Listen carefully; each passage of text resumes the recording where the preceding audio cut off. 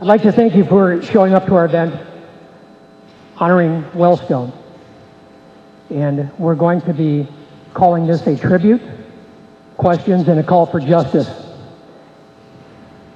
What I'd like to do is start with a moment of silence for the people that were tragically killed on October 25th, 2002, and that would be, of course, Senator Paul Wellstone, his wife Sheila, Marsha Wellstone Markison, aides Mary McAvoy, Tim Lappick, and Will McLaughlin, and Captain Richard Connery, and co-pilot Michael Guess.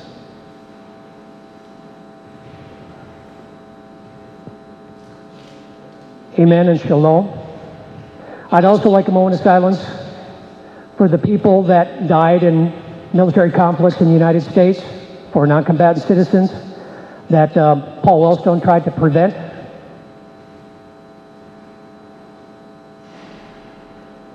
Amen and shalom. The reason we're here is to honor a man that was recently called irreplaceable. And what made Paul Wellstone irreplaceable? Was it the fact that he had the courage to speak truth to power and stand up for the little guy?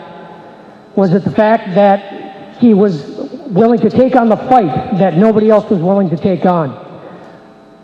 Recently, at another event, Governor Mark Dayton made a reference to Senator Wellstone, saying that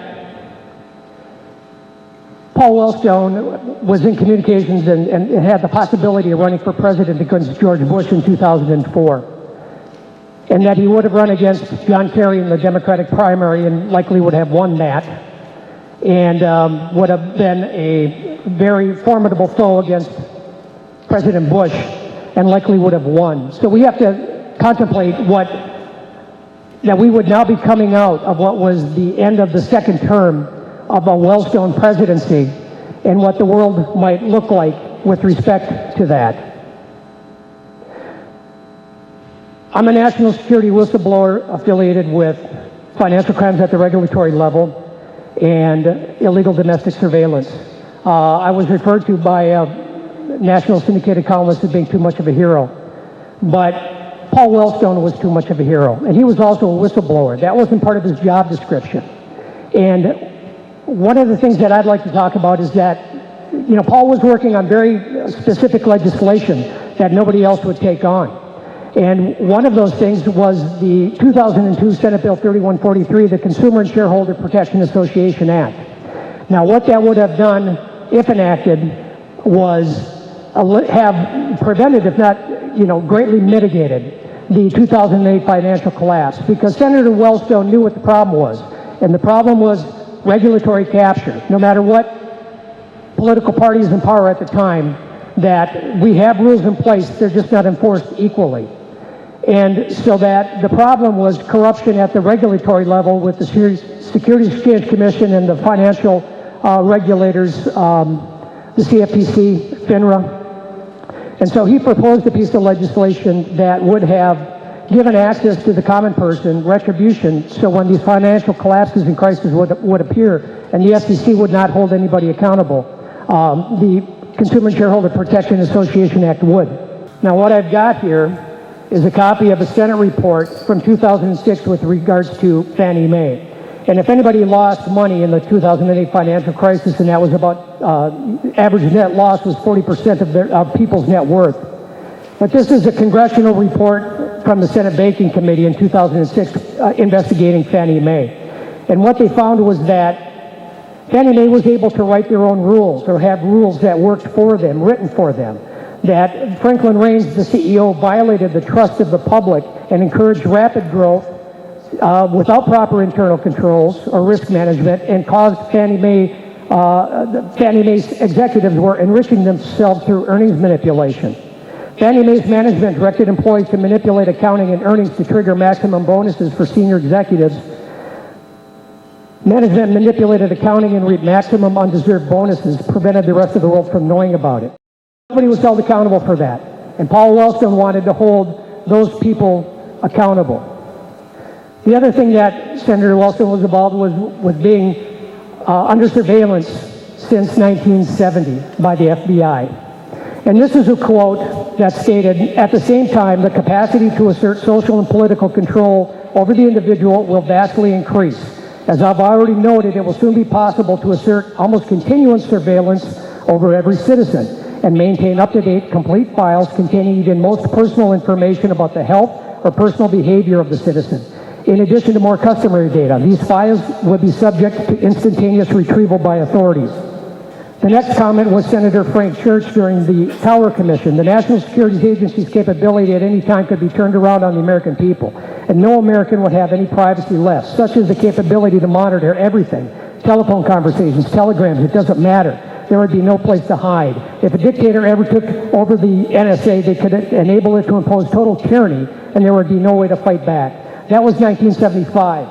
The preceding quote from Zbigniew Brzezinski was in 1968. So you can imagine what we had now. So at the time of the death of Senator Paul Wellstone, this country went into a collapse socially, economically, morally, culturally, and we lost a lot of our rights. We lost a lot of privacy protections. We lost our freedoms and liberties associated with the Constitution for what we were told was for purposes of security and safety, and we are neither secure nor free. Those are the types of fights that Paul Wellstone would take on when nobody else would. And we're all on the receiving end of that type of activity now. When you're a fighter, when you're a principled pugilist like Paul Wellstone, you took on all enemies. When you were told not to go there, he went there. And he went there in large part alone. And he was if he was the friend of the people, he was also the enemy of a lot of very powerful interests. And we had the opportunity to watch the earlier campaign videos, but how many people might remember this one? In 1990, you elected me to fight for working families, and that is exactly what I've done. Now the Republicans are spending millions to come at me with every kind of false and ridiculous attack they can dream up, because I will not support the Gingrich-Dole agenda. I will not vote for their extreme cuts in Medicare, nursing home care, and education, just to pay for a tax cut for the rich. That's plain wrong. I will stand up for Minnesota families and for what's right, no matter what kind of scary monster they send after me.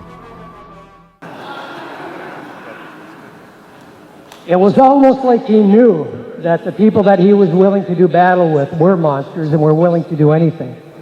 The next video I'd like to show is piece of news that dropped about the end of September. And how many people remember seeing this? I frankly think that crisis initiation is really tough. And it's very hard for me to see how the United States president can get us to war with Iran.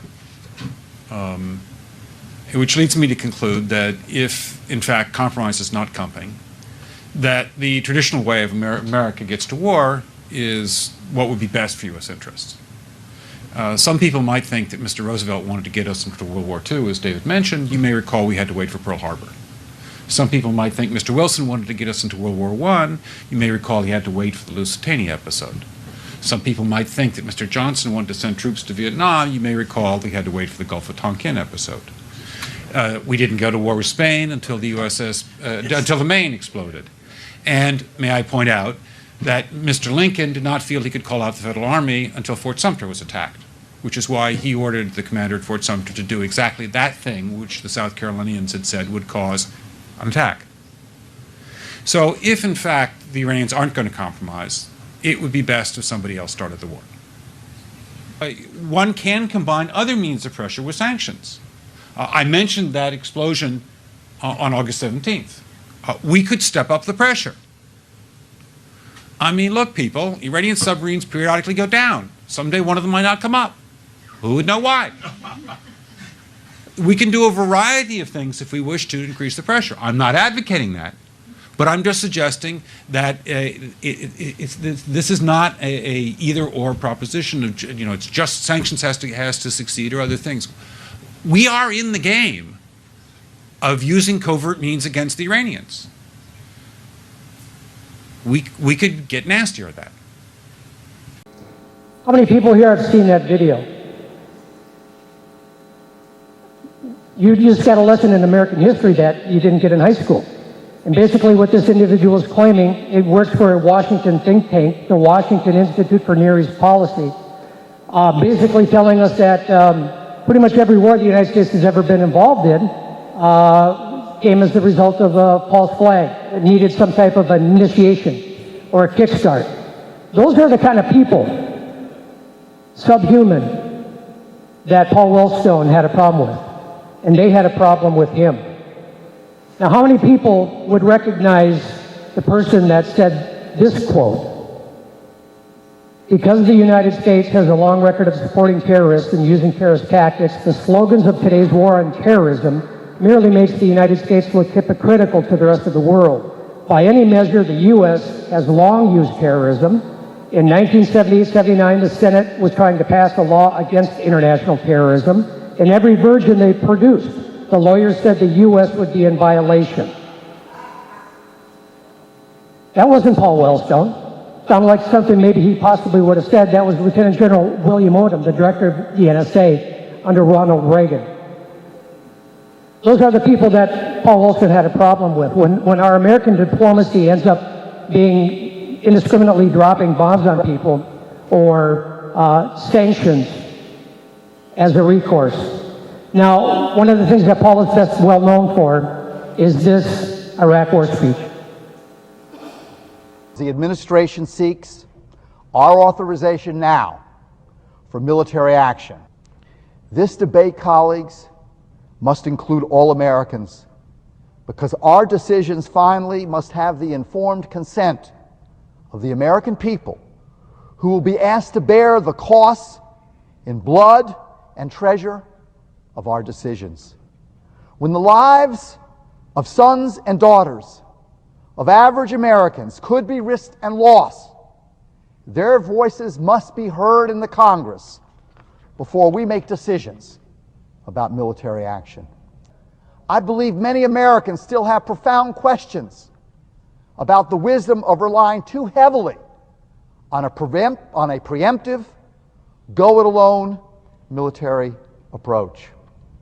Acting now on our own might be a sign of our power. Acting sensibly and in a measured way, in concert with our allies, with bipartisan congressional support, would be a sign of our strength. There have been questions raised about the nature and urgency of Iraq's threat and our response to that threat. What is the best course of action that the United States could take to address this threat? What are the economic, political, and national security consequences of possible United States or Allied invasion of Iraq?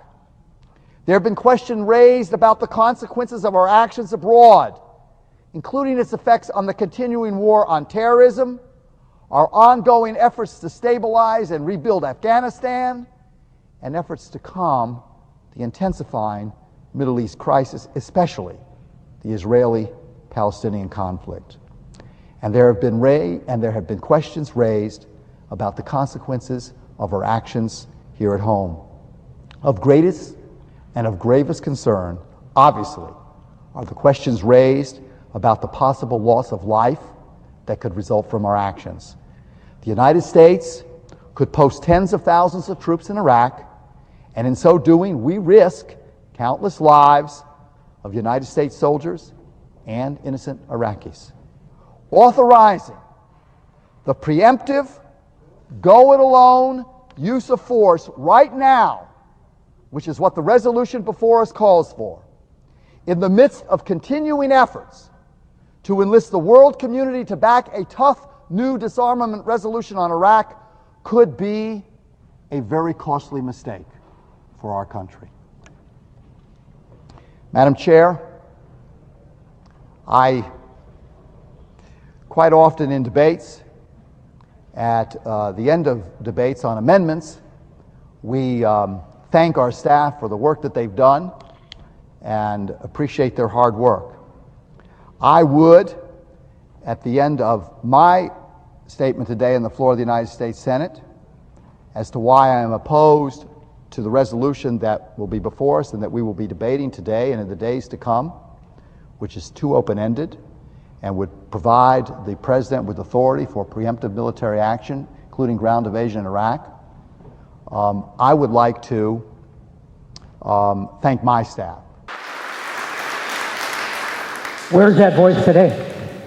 He's been replaced by people like Patrick Clausen from the Washington Institute for Near East Policy, who jokes about starting World War III.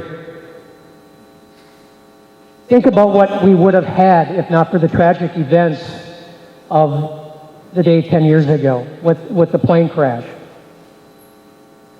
With all due respect to crab fishermen and our military, whistleblowing is the world's most hazardous profession. And he was one of the whistleblowers. That wasn't part of his job description. Now, Colleen was making reference to, when will we dummy up? I mean, we've got a populace that's more interested in honey boo boo and hillbilly hand fishing to know that we're just about ready to get duped into World War III, which is going to involve Russia and China. Thanks to our friend, Mr. Clausen. If we could bring up my friend Smedley. Now, those in the military might recognize this name, General Smedley Butler. Basically, he was an American Superman. He was a two-time Medal of Honor recipient. He served in the Spanish-American War. He served in conflicts in South America and Mexico, World War I. And then he had an epiphany, and he came to the conclusion saying, I spent 33 years and 4 months in active service as a member of our country's most agile force, the U.S. Marine Corps. I served in all commissioned ranks from second lieutenant to major general. And during that period, I spent most of my time being a high-class muscle man for big business, Wall Street, and the bankers. In short, I was a racketeer for capitalism. I suspected I was part of a racket all of the time. Now I'm certain of it. Like all members of the military profession, I've never had an original thought until I left service. We're trying to run a theme here. There's a historical context of things that are happening. And if people just have an exposure to what we've done in the past, and people, brave, courageous people that took a stand like Smedley Butler. Now, not too long after saying this, the United States was getting involved in World War II, and Smedley Butler met an untimely death. What I'd like to say, too, is I appreciate everybody showing up, and thank the efforts of everybody that helped put this effort forward. Now, we did anticipate more people with the help of progressive groups. We put out a call to them and naively kind of anticipated that, considering that this was an event to honor Senator Wellstone, that we would get some type of cooperation or equivalency. And that didn't happen. So when we're looking at the events related to the death of Paul Wellstone, I think people's first conclusion comes to mind is that that dog don't hunt. We've seen this before. 2 years before Senator Wellstone died was the death of Governor Mel Carnahan. And why is it that Democrats, mostly outspoken Democrats, seem to be killed in airplane crashes? Statistical anomaly. The other thing is that we are asked to trust the two entities that held the most gain by the death of Senator Wellstone. And that, in fact, was the Bush administration, Cheney and Roe.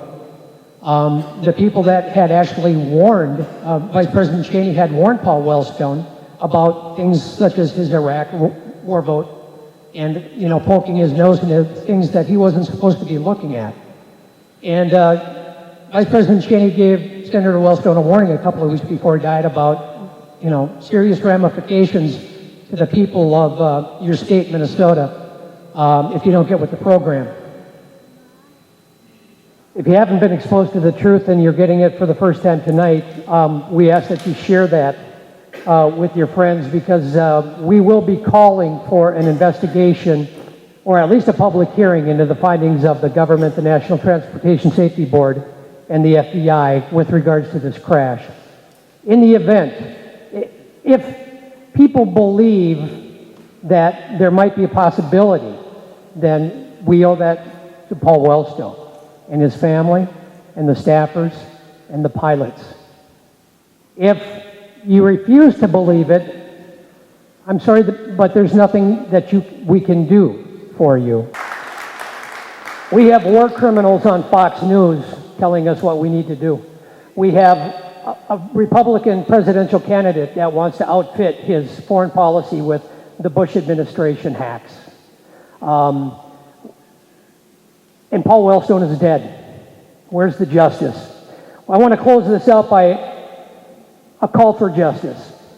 And I hope this makes a little bit of sense to you about tonight's discussion, that it contains truths which, if understood by the masses, would tend to awaken them to real dangers which threaten our free institutions.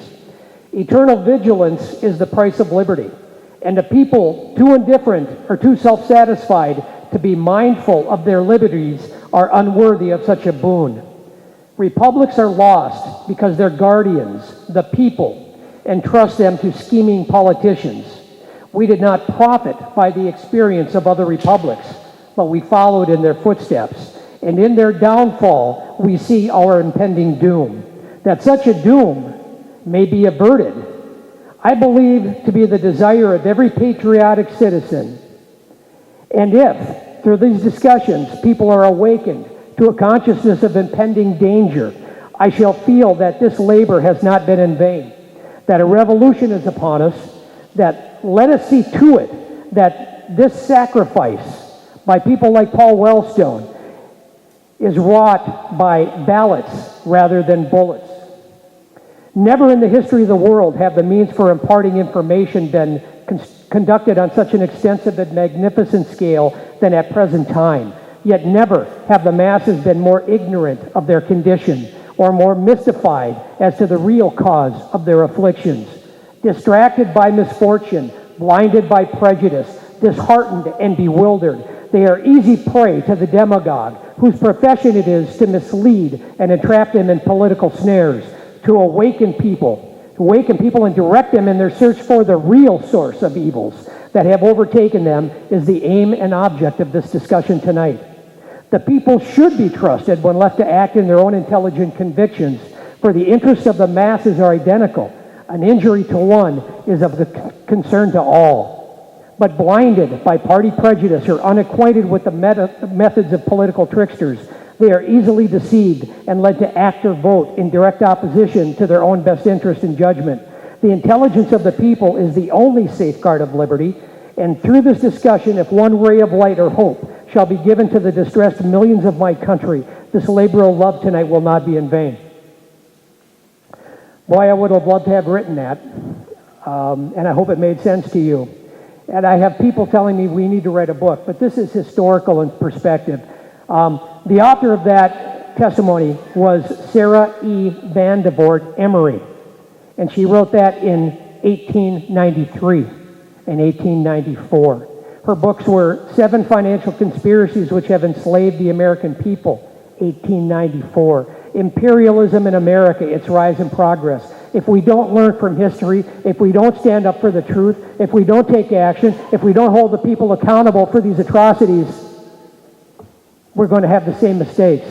Take a stand, stand up, call your congressman, visit your congressman, force them to take action. Thanks for showing up. Thanks for supporting this effort.